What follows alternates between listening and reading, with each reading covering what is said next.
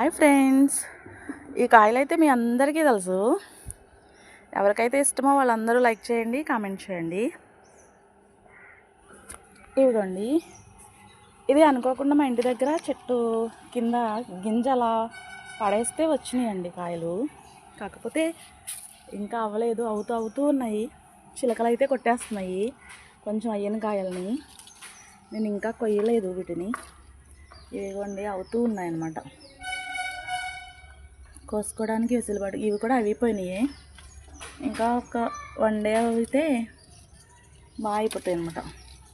చిలకలన్నీ కొట్టేస్తున్నాయి.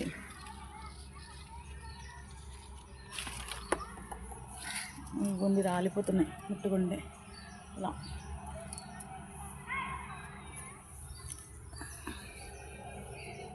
Taste మాత్రం సూపర్గా ఉన్నాయి. చట్నీ అప్పటికప్పుడు కోసుకొని తింటే